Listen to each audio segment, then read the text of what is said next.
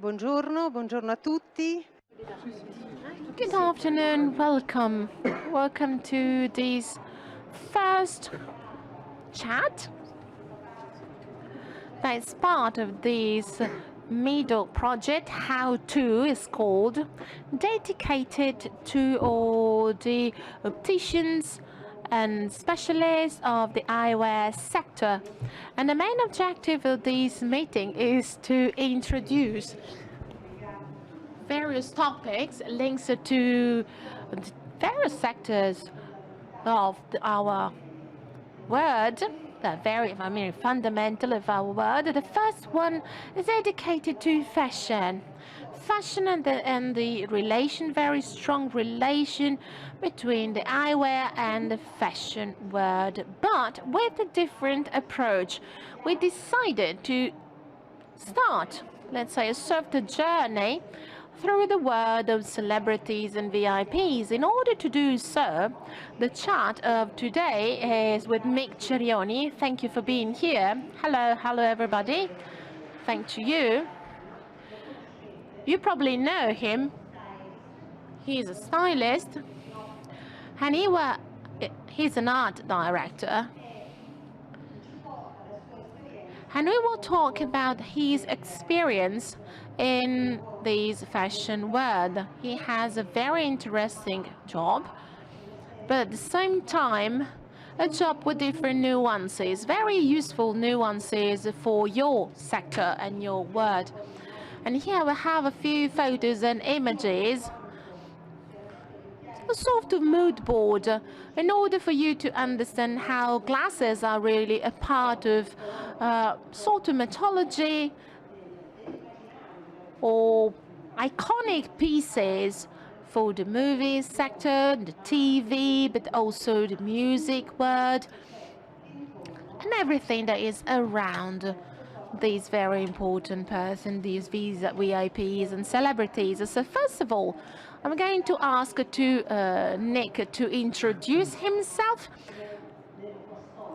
to talk about a little bit about his biography, why he decided to work as an art director, the most important, steps. So first of all, thank you for being here. Hi, everybody. My history is sort of different. I started to study fashion in Milan at the beginning of the year 2000, and then I wanted to work as a stylist for magazines. Back then, magazines were very important and they were really setting the rules. They were a sort of a myth, at least for me when I was younger, a sort of window onto the world. I grew up in the province, and we had these wonderful magazines talking about incredible things. And what happened was that after school, no one wanted to hire me. I really knocked to all the doors, possible doors, but fashion really was not for me. I was just too strange, bizarre. I didn't want to be middle class. I was a club kid. For me, dressing up was really a mission. I didn't have this seductive touch, and dancing for me was a mission. And then I had this great passion for entertainment. So music most of all, but visual arts, TV, cinema, and so on and so forth. I didn't really know how to translate this into a job, but then fate and destiny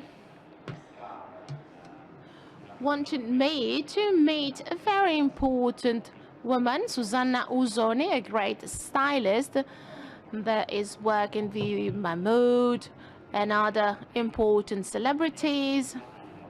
Susanna was really back then at the head of the styling department of MTV, and I started to work there. It was really a happy island for me. Probably the younger generation, they do not know what MTV was. It was very important for our generation. It was really the dream of an iconic and ideal TV. It was, I don't know, it was just a normal channel, but made for young people, by young people. We talk about art and culture and pop culture and fashion. And for me, MTV, but we didn't have these social networks back then. It was really a totally different situation. If you wanted to just get to know the trends, you needed to just watch TV. And MTV then became something different, a sort of container of reality shows and not music anymore. So then we just lost all our work.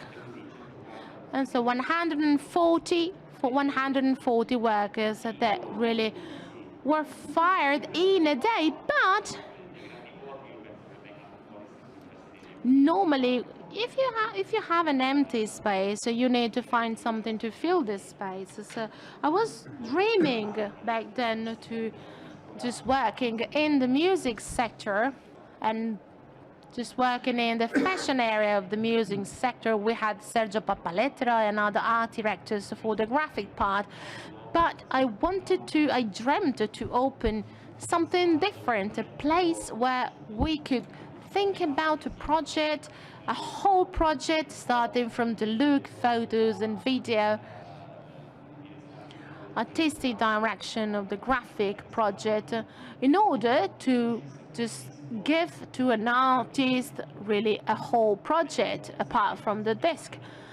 And of course, I worked with my partner and my now husband Leandro, that he's a photographer that worked with Oliviero Toscani. So we shared this dream, but we knocked too many doors, but they said that no, this is something, well, you're too young, this is not really happening, it's impossible, you're not going to be able to do that. We went to Los Angeles because Leandro was following a master to the USC, and there we met Giovanotti, the singer, thanks to a tweet. And Giovanotti allowed us to follow him around with cameras. And then he said, I want you to follow me in my new tour, in the videos and my new disc. And we didn't believe it. It was just too much for us. A dream that came true, but then it did happen. We started to work with Lorenzo, was the first one to believe in us. And we are lucky enough to still working with him. And from that, we started our path, a very difficult path, but at the same time interesting. We were able to go beyond walls, because people tend to limit your potential, that you can do just one single thing. Well, I think that sugarcane, that your company, the company that you and your husband founded, was really a new business model, totally new business model. Back then, you designed your ideal job, and together, as a group, you were able to convince Giovanotti, and then from them, to create, I would say, a new era in the world of the stylist, or the styling.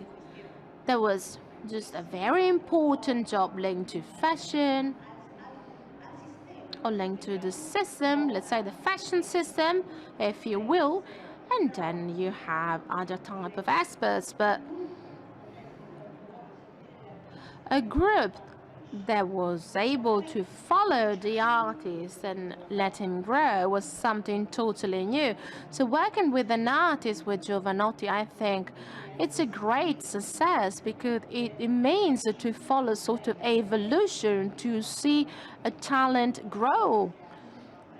And I think that, and something very interesting, I was curious about that, your ability to work in group, and I think that This is another topic very dear to your heart as a to you as a professional, but very original at the same time.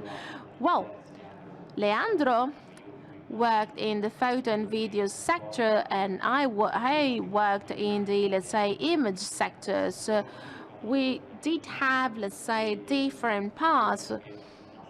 And I think that what we did was, I mean, we are very resilient in difficult times, in tough times. We made it. I mean, it's very difficult to work nowadays, and I'm saying that mainly for very young boys and girls here in the public. You have a gold mine in your hands, and you do need to pursue your dreams without being discouraged. And I know, because on one side I have very, very young clients. I've worked for years with the Dark Polo gang, Maneskin, for 1 year and a half. Well, they were born in the 2000. In the 2000, I was, well, already a grown man. And I am fascinated by their speed of learning. They're very, very fast in learning. They're very precise in what they do. And on the other hand, and it's a great talent they have, and not a limit, they're very sensitive at the same time. This sensitivity of young people, we really need to preserve this sensitivity, because they can create a better world compared to what we have now, a gentler word, a more sensitive word toward the others. And on the other side, they don't have to be afraid to be hard, because all these scars and healed wounds, they create a sort of armor. And it's not something negative per se. It's something that can make you stronger. So of course you will have difficulties. The world has always been like this. Also dinosaurs, probably, they had their own problems and issues, but they are new, you are fresh. You have a new sensitivity, and we really need to protect and preserve these. Fragility as a virtue. It's a great virtue, something great. Where you have the word in your hand, and we are trying to do something beautiful, but then you really need to show us what you can do. Do you work with many young co-workers? I have 4 co-workers. They work with me. They're very young. They are 22, 23. They're very young. And some of them, I mean, they work with me for 3, 4, 5 years. Then they start working freelance by themselves. It's something that I wouldn't have done when I was young, just following someone older. I did something similar with Susanna in 2007 when I started working in MTV 15 years ago. But I would have liked to do that after school. Normally my workers, my co-workers, they've just finished school. But it's very useful for me to just work with them to understand how they live specific situation. It's very helpful, and I'm fascinated to understand that they have a different point of view. It's very nice, a great challenge. Well, you have something unique, and it's very interesting. You always think that stylists dress people. The stylist's role, and especially a stylist that deals with celebrities and so on and so forth, is to create the right look, dressing them. But you always go a bit beyond. Something that fascinates me, something that people should understand, is that you tell stories, and through your work, through also your way of dressing people, you'll tell stories also through fashion. So can you tell us something about the difference, how can I say, between dressing or telling stories, fashion and stylist, your way of being a stylist. I do not consider myself to be a fashion guy, but a music guy. I was never well considered by fashion people because to me it's nonsense to talk about trends uh, forward looking fashion, and I've always been bold for me and for those that accepted to um, uh, to receive them.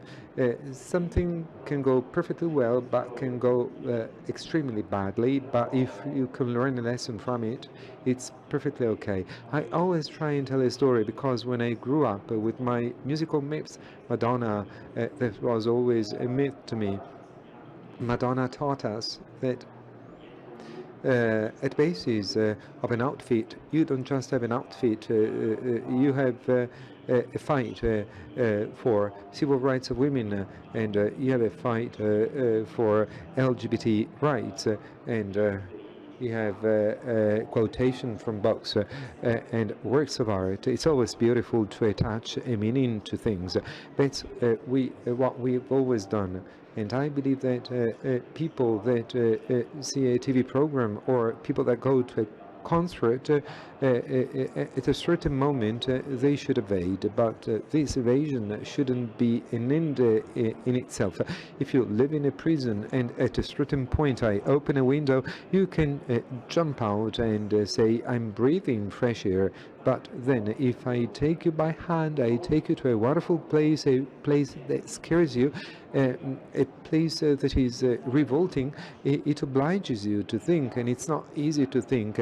And young guys are overwhelmed by social media, Facebook, TikTok, the internet, Instagram, and we are completely bombed with images. But if one of those images makes you pause, and if you feel something for that picture, if you think about it, you feel attraction, rejection, and in that case, a good job has been done.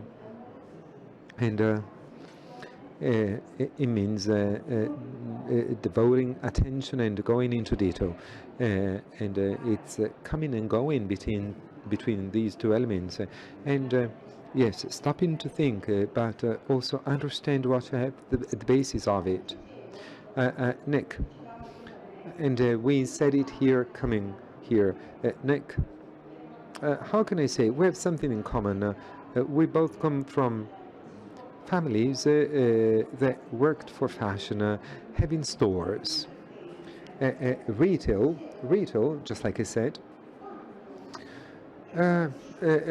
having grown up in a context connected to fashion, but fashion retail specifically, did it have an impact on your job and on your way of working, not just your aesthetic preference, but a certain type of curiosity to stories? Well, I specifically love the retail world because I grew up in this context. My father was a sales agent, and my mother had a store in the province of Ancona, and it's not a fashion-forward area. My mother had a reference store in the area because her approach was different with the things she sold, and she keeps on being a wonderful seller still nowadays, and establishing a dialogue between the fashion world that is a bit self-referential and the final customer, the final client. To me it was highly formative because I can have the best idea in the world, but if I cannot sell it, it stays there. So I'm a good seller, and if I worked in the retail world, I would be very good. I don't have many doubts about it, yes, for sure. And yes, you know something? If things don't go, if things are an end to themselves. They don't go anywhere. But when we communicate with clients that spend money, devote time, it's important, and especially in the eyewear world, it is so. Unlike fashion, and fashion experiences crises and a rebirth in the world of luxury, and however, eyeglasses, eyewear is more universal than dresses. Sometimes I have wonderful dresses that not everybody can afford to buy. I'd like to give you an example. Recently, I was to attend a very important event, and I wanted to buy a wonderful Gucci suit. And I said, okay, I will buy it, but it was too tight-fitting, and even the biggest size, it was too small. And instead, eyewear suits everybody. It's wonderful. It's an accessory that gives a very strong visual identity to people, and it creates some sort of look. It contributes to the creation of look. It's wonderful. It's so important.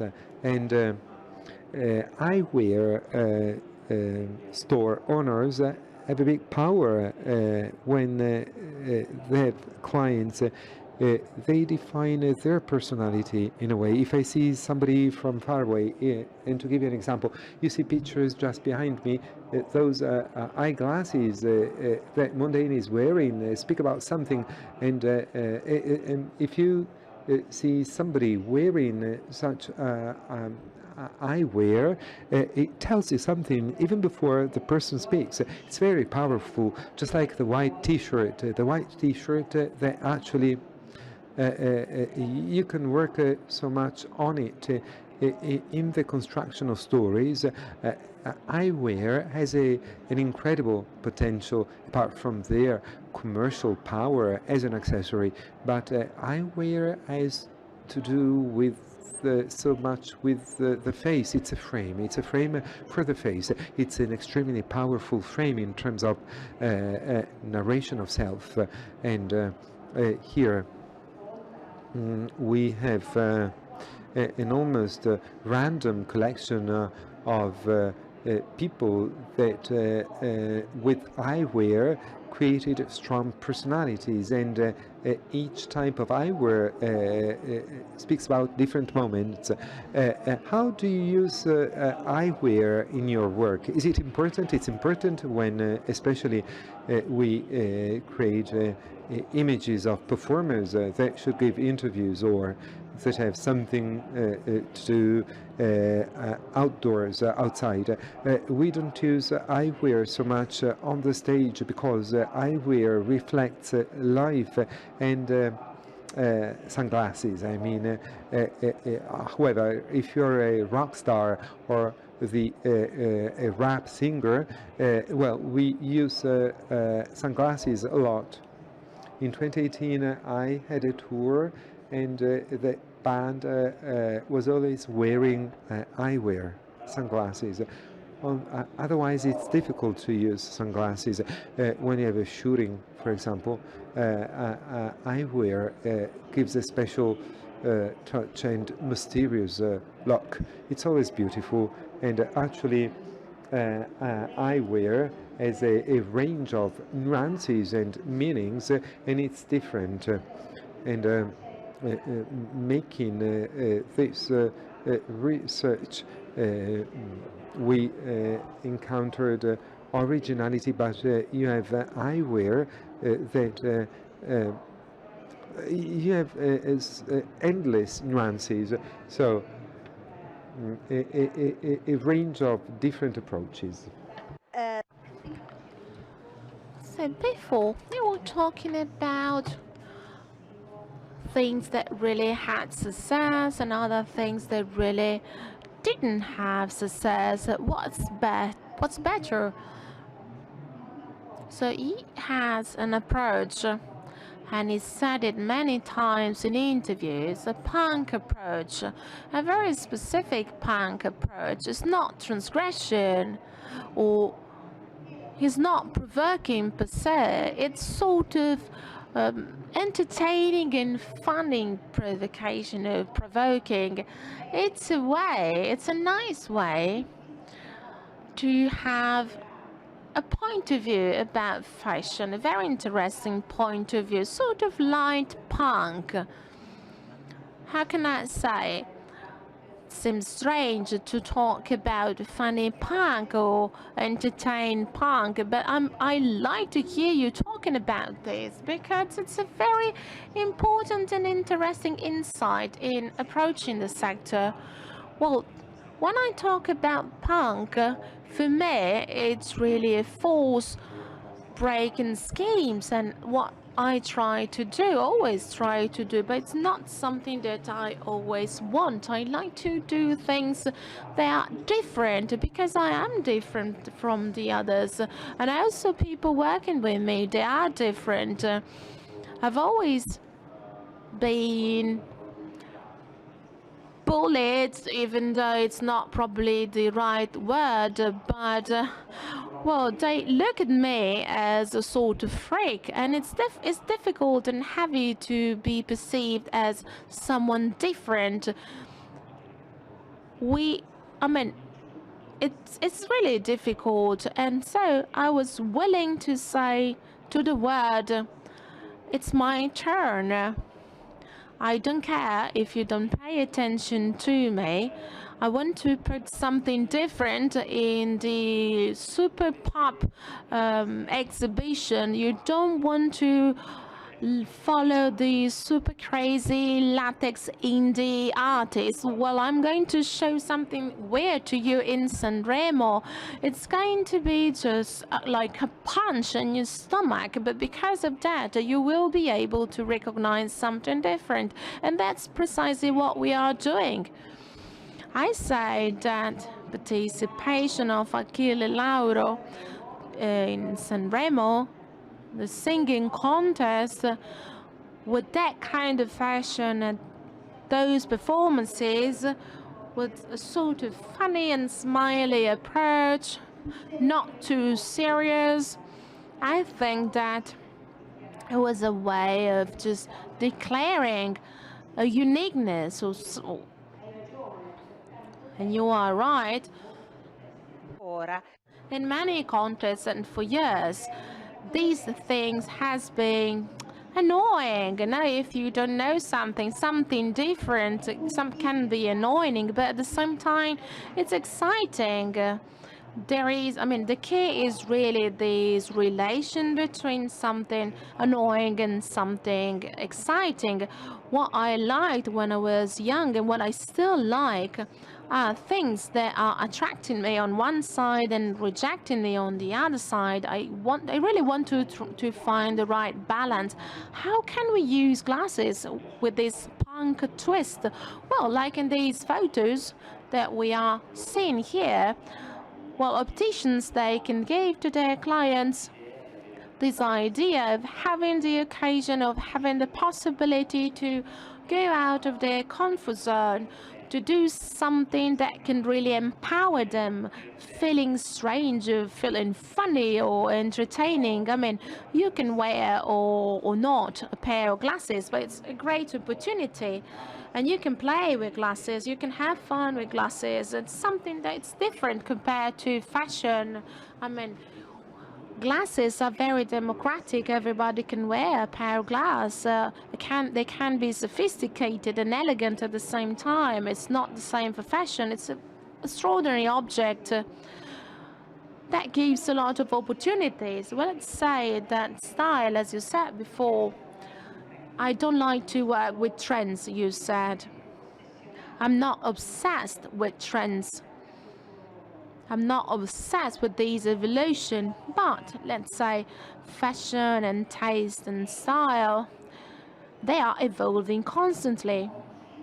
And nowadays, after various, let's say, earthquakes in the fashion sector and fashion world, like Michele, and you worked with Michele a lot, left Gucci and then Sabato De Sano, is really changing a lot, and Gucci was really the revolution a few years ago in fashion, in the fashion world. They've worked a lot on the storytelling of the brand with in an extraordinary way, totally different. In a way, he presented a way to think about the brand to be, to annoy you in a certain sense. And so this change that is moving toward a new normal, new minimalism, it's an important change. I'd like to hear your point of view about this. Well, I lived this abandonment of Alessandro Gucci as really terrible, terrible news. I had the honor to work with Gucci and Alessandra. Alessandro is really a genius, really. A revolutionary genius, because it has done something totally new in the best way. And Alessandro for me was and will be, always will be, let's say, a character of our history, the history of fashion and history of society, because of him, fashion was really at the center of the social and cultural debate, something we haven't done for years.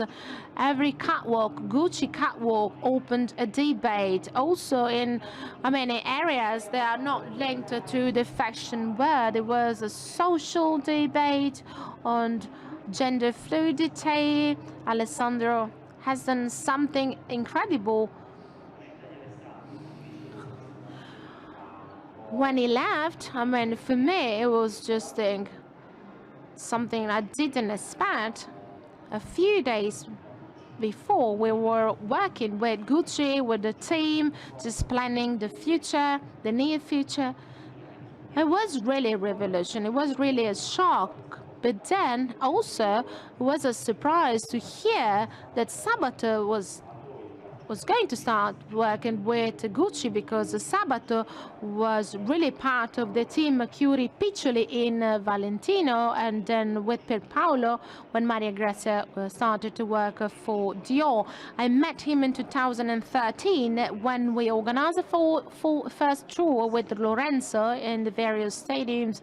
Well, we've already started to work with Valentino. I met him on that occasion, and then we've met many other times in the celebrity world.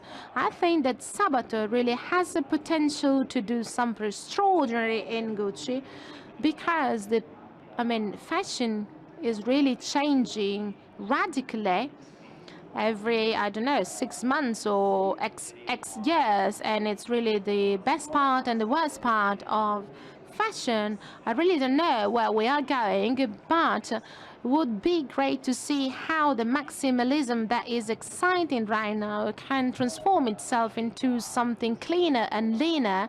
The choice of Gucci, once again, was really a surprise, because the name was not a very obvious name to substitute Alessandro. It was not really easy to substitute Alessandro. We was really shaking and trembling, thinking about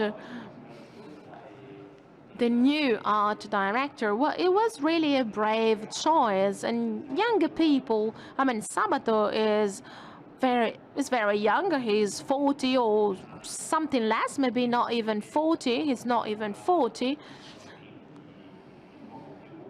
So younger generation, they can dream that in 10 years they can be head of a company, of a super company like Gucci. And also Sabato, he's a young man, but he's an expert with a great experience. He has worked for Valentino, for Dolce & Gabbana. For sure, the choice of the company was really a very brave choice on one side from the style point of view, and we will see the result, but very solid on the other side. Well, I really trust Sabato, and of course, at least we have a new name. It's not the very known 5 names that are always there. It's really a brave way to move toward the future, to move along. I mean, it's very difficult for him to be in his position, and he will have to decide the direction he would like to, who wants to follow.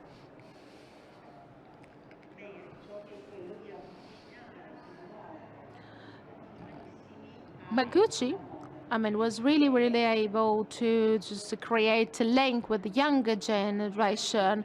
I've worked for years analyzing these kind of data, and your generation of 20-something-year-old compared to my generation. I'm a bit older. I am a 88 of the 80s girl, as my daughter said. I mean, my relation with fashion was totally different compared to my daughters. So they are 20, more or less. Well, Gucci, I have to say, was able, and Alessandro in Gucci was able to do something magical, because I think, I mean, he wasn't talking about fashion, only fashion. That's really the topic. It was enough for us back then. Fashion was style, was something very specific, but with newer generations, probably they are interested in something else. So they have a different vision, a wider vision. So just fashion is not enough for them. So the art direction job that Nick is doing with his artists, with this 360 approach, I think it's another interesting way to work in the fashion sector, in the entertainment world, the cultural world, with the light touch at the same time, and it's the ability to be a storyteller, but at the same time to deepen the various topics. And I think that the eyewear is really a frame, an interesting frame. Let's move to a little bit of gossip. Are you going to present glasses in Sanremo or around Sanremo? So first of all, I want to thank Nick to be here physically, because he is just going to Sanremo, the song contest, and I know that it's going to be tough. Well, Sanremo is not just songs, it's much more preparation and rehearsal and parties, events.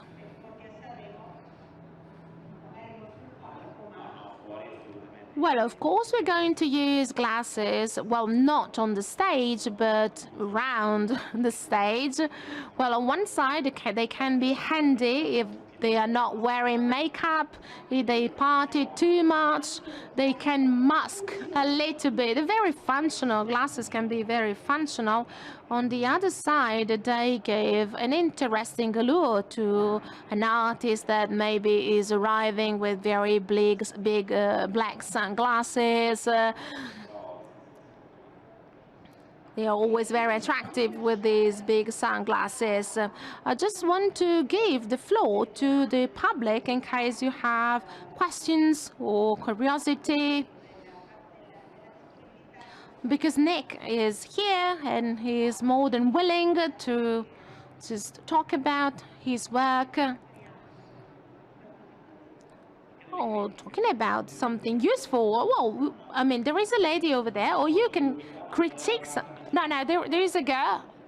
We have our hostess here with the microphone.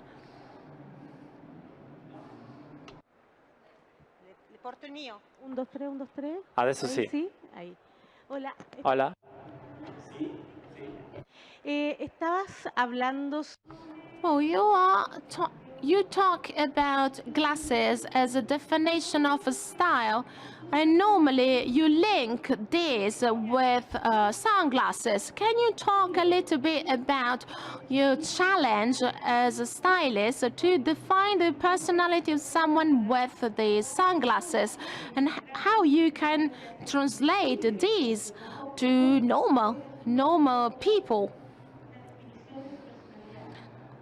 Also, Cilena, cerca, no?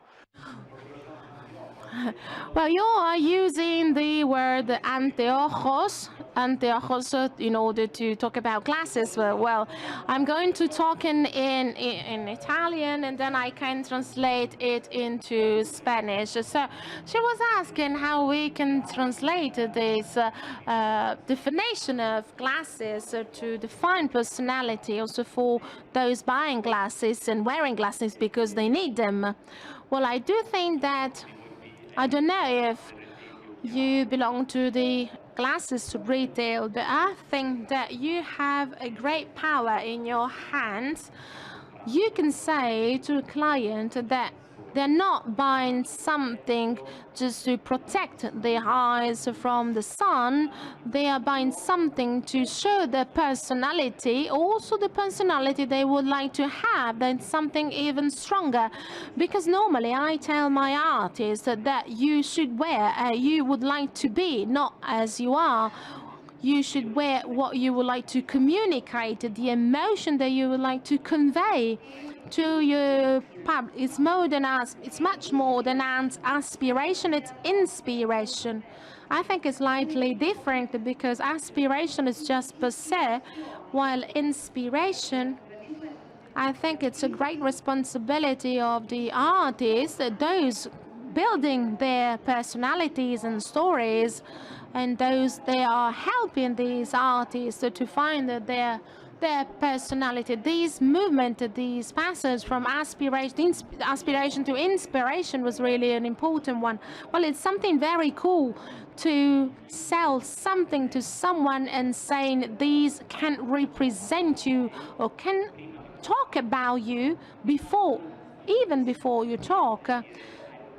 So we can say to the clients that you have the occasion to be different and to buy something that can empower you, as they use in the USA. To feel empowered is not something trivial. I also use this approach of talking to those that are selling shoes. When I need to be powerful, I want to wear something that is making noise, where you are marking your presence. So glasses are like shoes for me. They give you strength, personality. Well, io avessi fatto tutto questo speech if I have done this speech like this, I would have been so cool. Well, you are cool as well, but I feel like a rock star, and it's very true. Without these glasses and these shoes, I mean, it's impossible for me to be what I am. It's really part of an expression of yourself, and it's something that you should say to the client that is buying something. You have the ability or the possibility to buy a part of your personality or character. Thank you. Certo.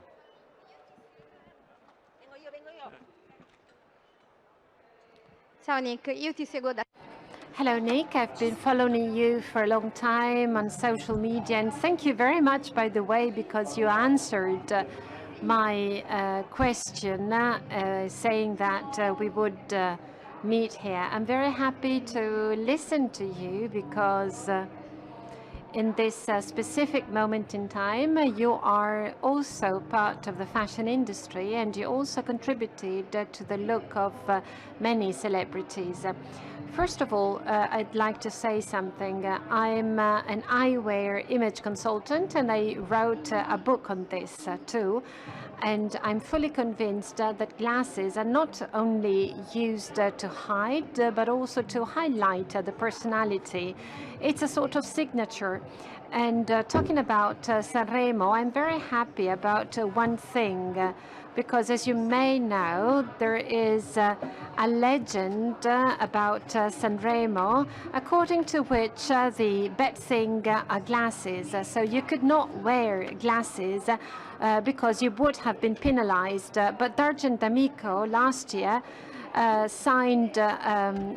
marked a revolution. So he was considered the malice because he wore sunglasses on the stage. Yes, well, for D'Argent Amico, sunglasses are part of his personality. I've never seen him without. It seems as if he was shy, and that's the only way for him to go up on a stage. But it seems that starting from this year, celebrities can wear glasses on the stage of Sanremo. Well, and also part of the success of the singer Risa is due to the glasses, but also Lucio Dalla, Mike Bongiorno, and many others also with clear lenses, for example. And well, for my artists, we're not wearing glasses because we have another style. But again, so it would be great to transform the malus into a bonus. And it would be great if you can promote eyewear, because eyewear is much more sustainable than other things. When I see Papalina, I will tell him that he should remove the malus from Sanremo. So, ladies and gentlemen, thank you very much.